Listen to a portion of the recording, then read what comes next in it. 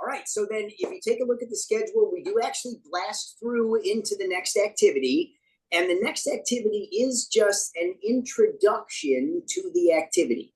Um, the, the, the Great Depression of Families' Choices is the name of the activity. We've got some slides ready for that in just a second.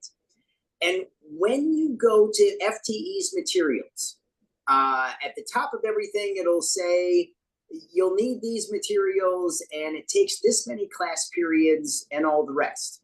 Well, it does say 1 to 2 class periods. I'm telling you, as somebody who's done this for almost 20 years now, you can't do it in 1 class period. It's gonna take 2. And number 1, that's partly because of time. But number 2, it's also partly because you as the teacher need to have a timeout in the activity where you can check each of the family's budgets to make sure the pieces are working the way they're supposed to. So with 50 minutes in our schedule, even when we do this in the full week, we really have to short sheet this particular activity because it's a 2 full period activity that just doesn't squeeze down into 1 period. So when we break you into your breakout rooms, we're going to tell you what the tasks that your kids have to do is, and then just ask you, do just enough to get a flavor of it. That's all we're going to be able to do today because you can't do it fast enough for most of the families. And then the second part of the activity that comes the next day in your class is reporting out from the families. There's a mom and dad that you'll see in the instructions who do the reporting out for the family. And that reporting out is actually where the meat of the activity lies.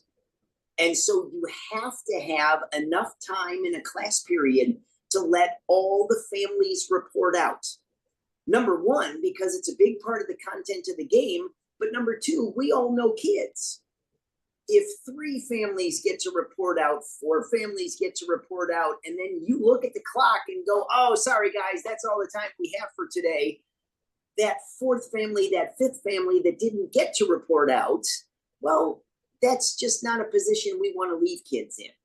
So this activity in particular, we're just going to ask you to get enough of a flavor of it to go, can you see the kinds of thoughts that your kids are going to have?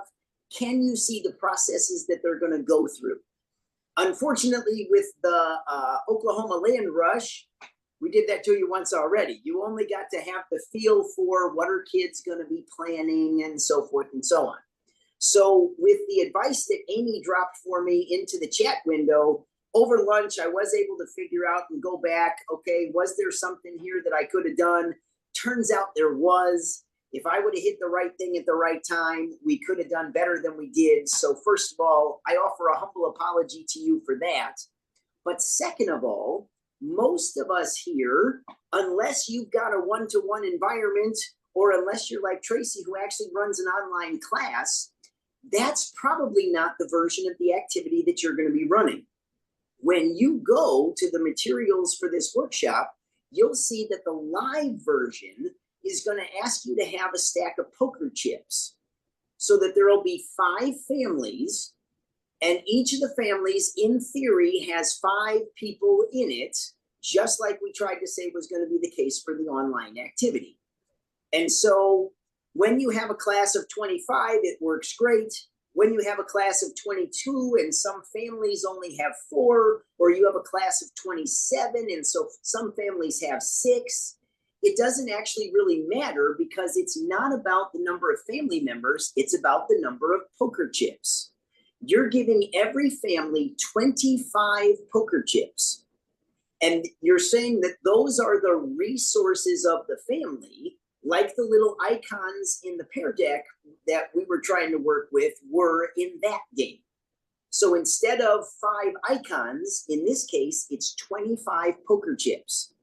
And as I mentioned before, you'll be having these kids cross your room. You'll be having kids going down the hall. It depends on where you want to run the activity. Because with 5 families, you're going to set up 3 plots of land at the other side of your room or at the other end of the hallway. They can be a table, they can be a chair, they can be anything you come up with that has some kind of a flat surface on it. Because what the kids are told are, you're going to be at a starting line at one side of the room or one end of the hall and balancing poker chips on your forearms or the backs of your hands. Kids have to stack them along here or maybe make a stack here or here or here. The rules of the game say everybody in the family has to have at least one poker chip. And the rules say you don't get to put your hands up against your body to keep the poker chips from falling. You have to have them sticking out. Because as the kids go down in the land rush, as you can probably guess, all that jiggling and jostling is going to mean they're dropping poker chips off their arms. So the way you claim a land plot, in the live version, your tables or your chairs have sticky notes on them that just say 1, 2, and 3.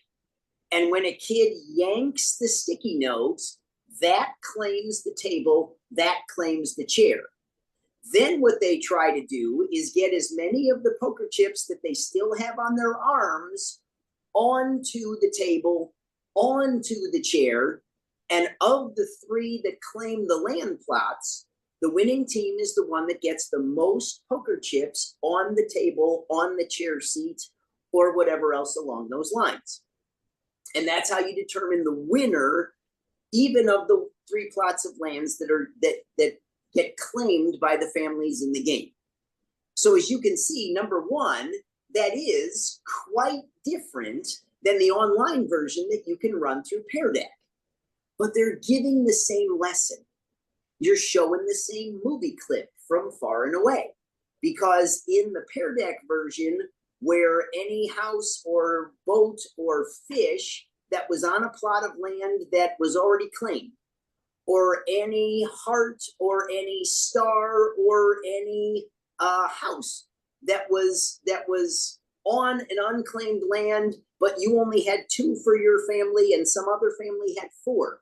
You considered all those resources gone, and you show the clip and you go, it's all those things that those people lost. Well, with the poker chip game, it's the same thing. And there's even a lot more that have fallen on the floor. So in my class, when we show the Far and Away where all the things are going and the wagons are tipping, I'm standing in front of my screen right here. Every time it happens going, there's a poker chip that just fell down. There's a poker chip. Oh my goodness, that was a whole stack of poker chips that fell down. And that form of the game, which you just can't replicate online, you just can't, is something you can do in your class that is actually a bit of a time saver. In my class, I run it 3 times, and it's still only a half of a period. And it gives us the other half of the period to still do the lesson that we do around the Oklahoma land rush, talking about westward movements, and I don't have to sacrifice too much of that time. Having a game like that every now and again really helps to block out the 2 days that you really need for the activity that we're really talking about in this time frame.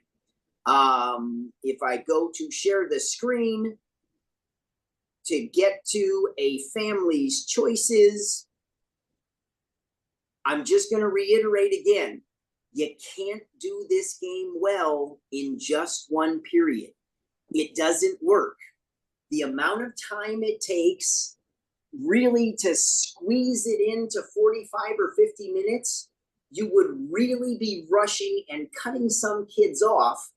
But just as importantly, you're missing out on information that you need as the teacher to be able to make sure the nooks and the crannies of this game go the way they're supposed to. So, to just get a taste of this activity here, it's called the Family's Choices, because most of the things that we hear about the Depression from our textbooks or from lectures like Robert's, we're taking the macroeconomic view. We're looking at things on the national level. We're looking at the big picture. But people were living the Depression in ways that affected their lives. So the historical background of the Great Depression These slides are slides that you can show your students when you're in the unit and all the rest. None of this is any surprise to anybody who was just listening to Robert. And then the specific background of the situation that the kids are going to be working through. Like we said, you might want to take a screenshot of that forecast of demand in the oil cartel game.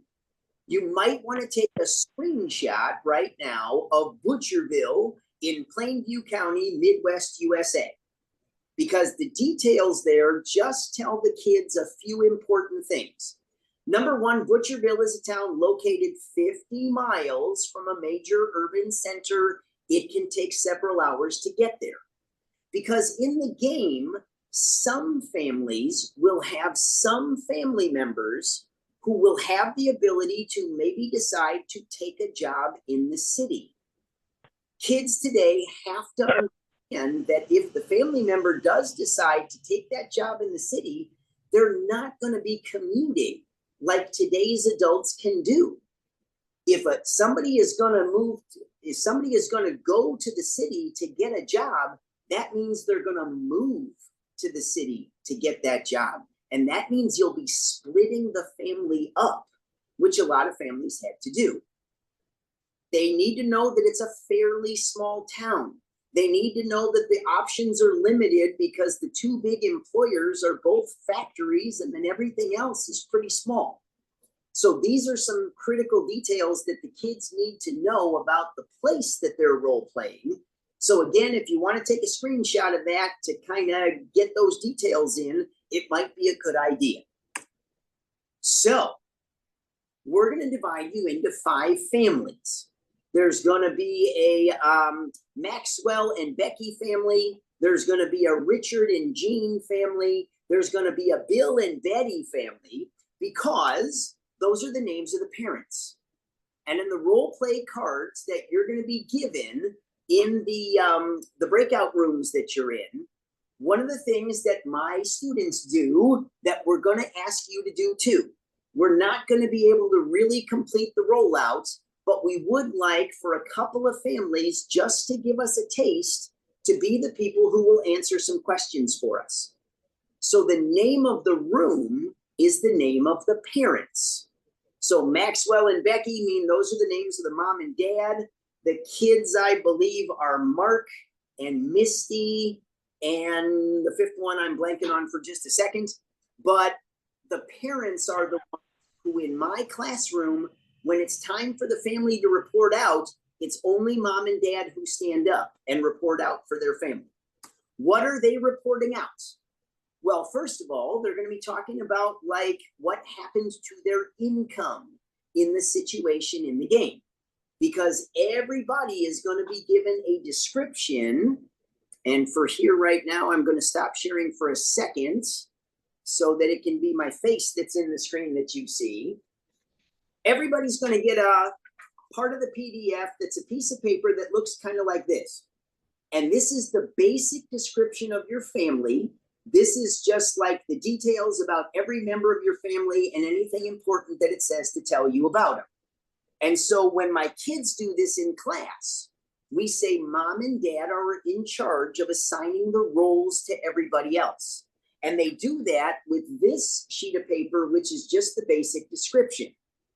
Now, the situations that they're going to be put in come on a whole nother piece of paper.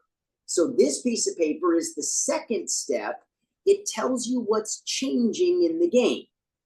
Now, according to the FTE materials, you take something like this and you cut them into strips and you hand every character the strip that goes with them. In my particular classroom, though, I took those family strips, I blew them up extra big, I printed them on cardstock and had our lady who does the laminating in the library here laminate these for me so I can use them year after year after year. And so everybody's got a big card that they have, not like a cut strip of paper. So once you see the value of this game, I really think you'll want to continue on with it. And I will tell you exactly why I'm pretty confident with that prescription at the end. But maybe doing something like this instead of cutting this into strips, might be something you'll want to do for your students. So it's these cards. It's that second piece of paper that's going to tell every character, here's what's changed for you over the course of the last month. And so to go back to sharing again, the income is going to be changing for a lot of people. For a lot of people, their income is going to be cut, but they're going to be looking around for other ways to make up some of that income. And so it's called a family's choices because different families making different decisions, well, they're going to come up with different results.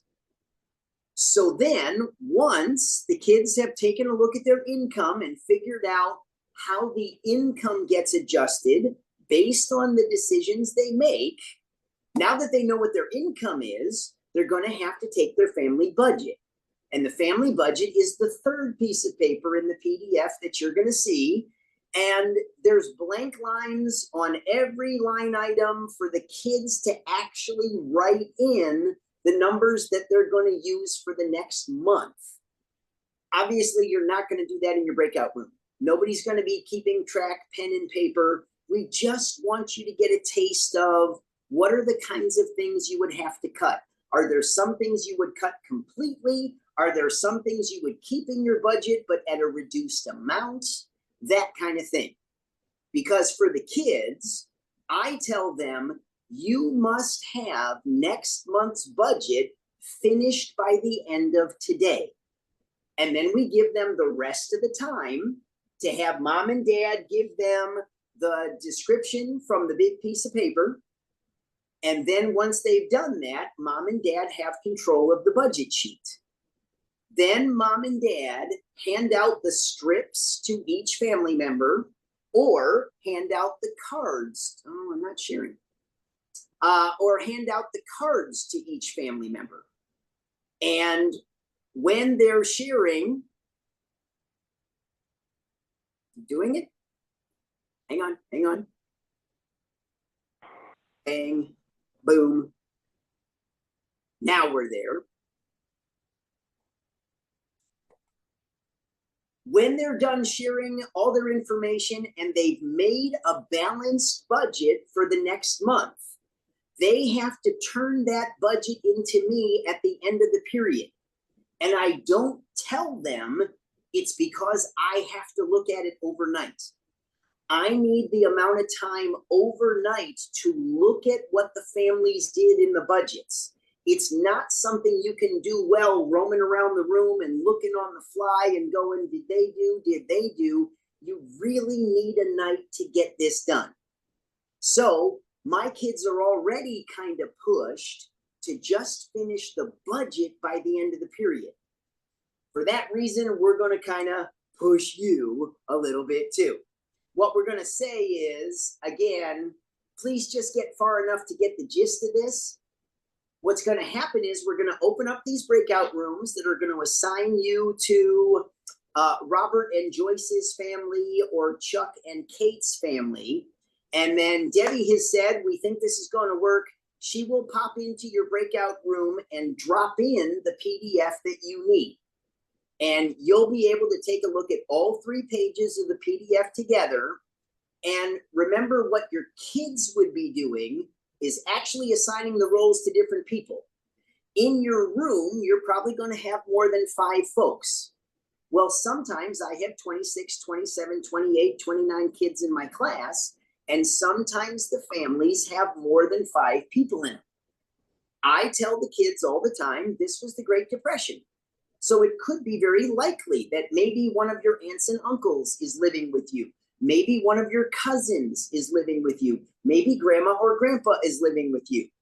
For my kids, that never makes a difference. They almost always make the 6th kid either a dog or a cat for the family. That's just the way kids roll. But you're going to have more than that. Don't worry about assigning the roles other than just mom and dad. Aside from that, we just want you to get a taste of this.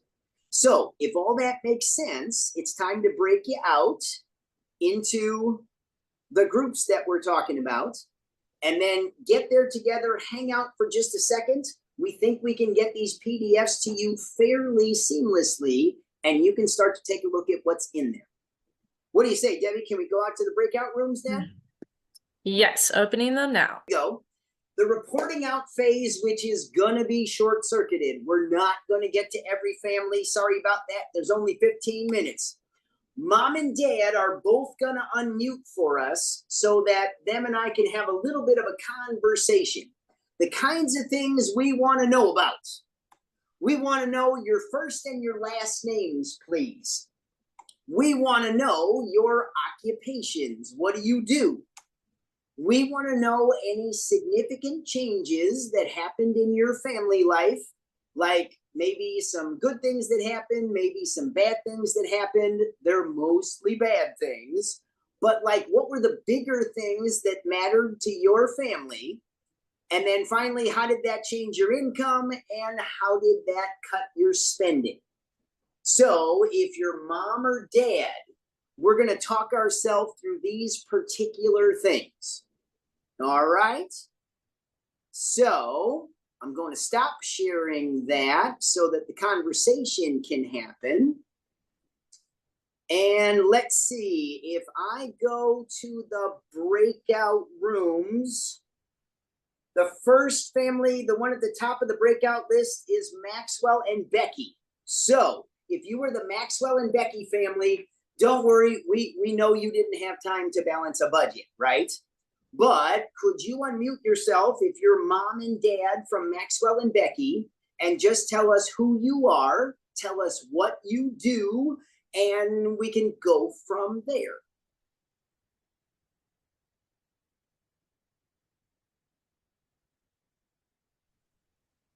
Okay, I was one of the parents in the Maxwell and Becky family. I was You're Max. oh yes, I'm Maxwell McFadden. Um, I'm 40. I'm 48. I'm a physician in All and right. my wife my wife I think is joining me momentarily. Good, She's good, good. just stepped out. Yeah. We have three children Stop. and Eric, and hold on. Stop. Because see, this is what we can't do online. This is happening in your classroom live. As soon as Maxwell in the Maxwell and Becky family says, my name is Maxwell McFadden and I'm a doctor, you're gonna start to get a rumble around your room. Eric, I had to stop you because about half the people in this game already know a little bit about you because they work for your family. You don't know they're in the game and they don't know that you're in the game. So one of the things that I do when we're doing the first day of this game is I patrol around my room like nonstop. I am trying to make sure that none of the kids are leaning over and talking to somebody else in another family, and I'm trying not to let them know that's what I'm doing. I'm as kind about it as I can be. When somebody starts to turn, I'm like, hey, that's not your family. But it's super important on that first day that no kid knows what's going on in the other families. Because I'm telling you, I see this year after year. As soon as Dr. McFadden says Dr. McFadden, all of a sudden kids in these families will be going, hey, wait, that Dr. McFadden? And I do what I just did to Eric. I stop Dr. McFadden and I go, wait, hold on now. And I out at the rest of the class, totally faking it and going, what? Come on, you guys, be polite. He's just trying to report out what's with the grumble, what's with the noise. And some kid usually has the gumption to say something like, Yeah, okay, fine, but we're going to talk to him, or something like that. As long as I play this game, I will never forget a kid named Jeff Raid, who was in my class literally like 20 years ago. And when I cut off Dr. McFadden and went, wait, you guys, what's the matter? What's the big deal? Jeff Raid jumped out of his desk, pointed across the room, and said, "You fired my mom!" Because, Eric, Dr. McFadden, tell us a little bit about what has happened to your family. Well, my family is going through some tough times. My business has been slow. Some of my patients can't pay their bills. So my son, he crashed our car, and it looks like we may not be able to repair it fully. So I might have to take a job in a neighboring town. My wife's considering killing our dogs so we can eat it. Um, uh, and That's not in and it's and that my the script. that's well, we do have a dog, and it I, costs $1.50 a week to take care of it. so, And Doc, I don't know what my wife where my wife is, but maybe she could come on and tell us more about the hardships we're facing. well, can you? We got a gardener, we got a nurse we have to pay $10 a week. We got a nurse, a nurse and a receptionist we have to pay $28 a week. Where's my nurse? Where's my wife? She could explain more. We got all sorts of expenses here. Hold on right there. Hold on right there. That's another one of the clues that you're waiting for. Because this is why you need that night over to be able to look at stuff. There is a family in this game who knows that Dr. McFadden's nurse gets paid $28 a month because the mom in the family is that nurse. And their situation says, Dr. McFadden's family has cut your job.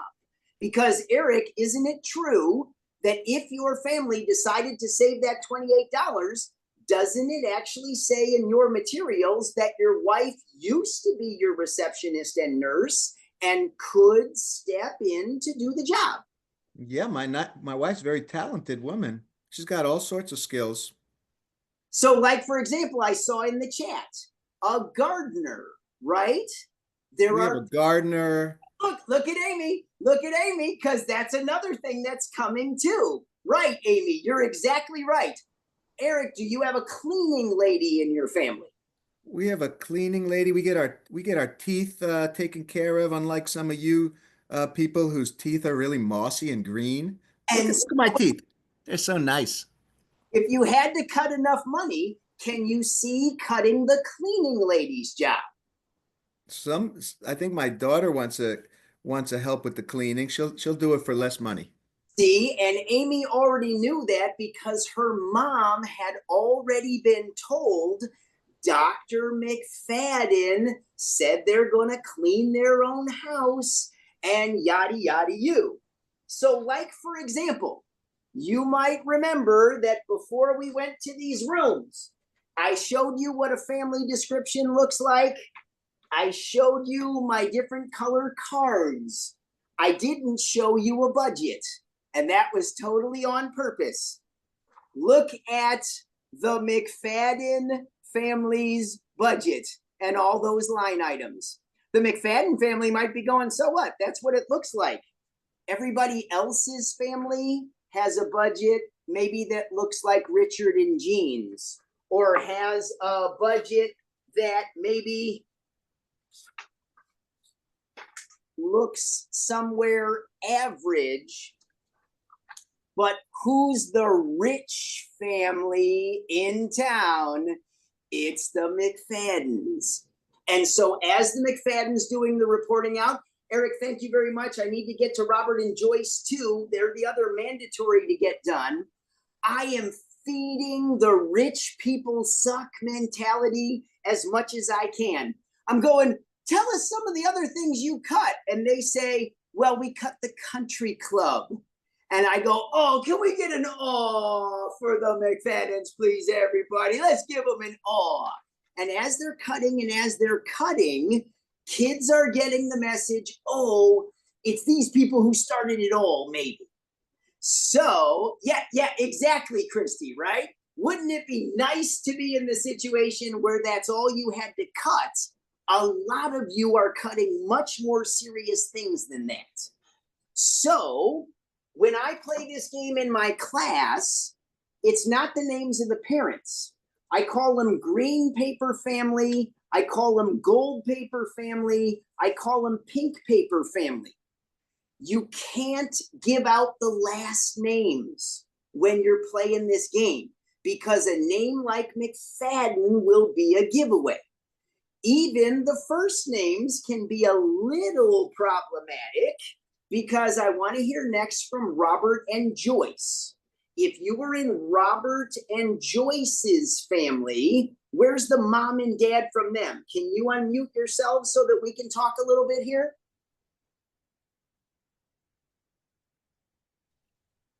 So I guess I'm dad. All right. Nice to meet you, Robert. Hello. So mom's busy right now with our 3 kids. So we own a nice little malt shop, so we're a great hangout place for everybody. All right, so hold on. Mm-hmm. Everybody out there, his name is Robert, and he owns a malt shop. The room in the energy, as soon as Robert, whose last name is Jasinski, that doesn't mean anything to anybody, but they go, wait, malt shop, Robert, is that Rob's? Yeah, see, Christy, there we go, exactly. This is what kids will be calling out in your class.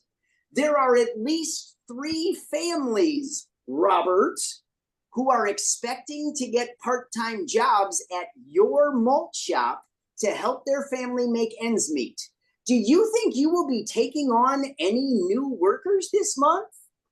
Unfortunately, we can't. We just had a big accident in the malt shop, so we got to figure out how to make this work. So we can't take on any new employees.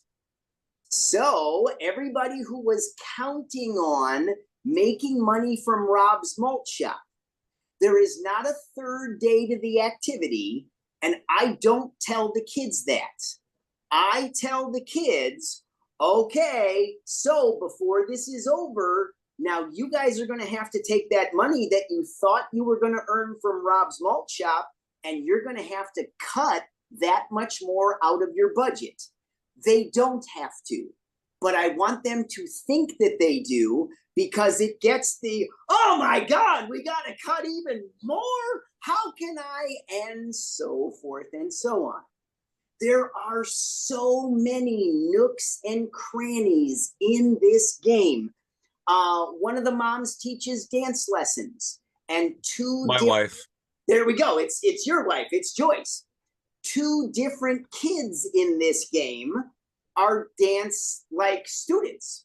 And the family cuts the dance lessons often, and that helps explain why Joyce's money is decreasing. Betty wants to set up a new business making clothes, and she's got to invest $40 to do it. Then you look at all the families and go, do you think you're going to be buying clothes this month? So then what will happen to Betty, who laid out $40 if she decided to try to make some money when nobody's gonna buy the clothes she's making?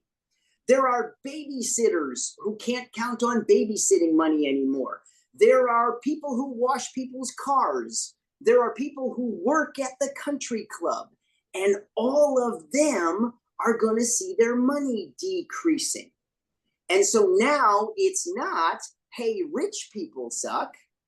Now it's, hey, a guy like Rob is really more kind of like us, and he's cutting back too. And before we're done with Rob's family, I always say to the kids, take a look at your budget. Was there a budget line item in there for entertainment? Well, if there was, what do you think entertainment is? It's going to the movies, and afterwards, maybe going to the malt shop on the way home. The reason why Rob is struggling is because you're not spending the money on the malt shop. The big lesson of this game is just what Robert was telling us before.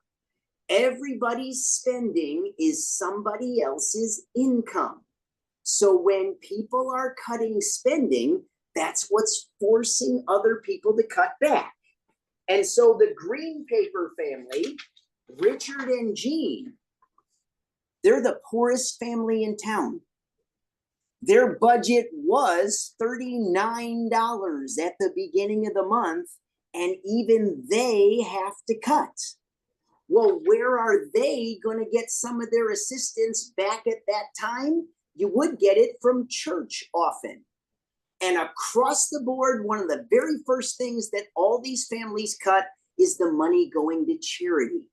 And we say, so the people who were most down on their luck, the last resort that they had to go to get some funds and just get enough food to get through, they didn't have much to dish out because people had stopped donating to them. So since it's 3:01, we have to cut it here. I told you we were just trying to get a taste, but I am telling you, there are so many nooks and crannies in this game that the kids will figure out. That second day is lively and it's fun, and more importantly, they get the message. In my school, when we had a class called Global Studies for the freshmen, it had a small economics unit. I gave this game to them because I thought it would be really good in the economics unit, and it caught fire. And for as long as we had a Global Studies economics unit, every class was doing it, and they weren't doing it because it was fun. The fact that it was fun was a benefit. When they got to the end of the economics unit and they gave the assessment, everything on that assessment that related to everybody's spending is somebody else's income, the percentage of kids who got it right was a spike. They all understand that lesson very clearly after you give 2 days to play this game.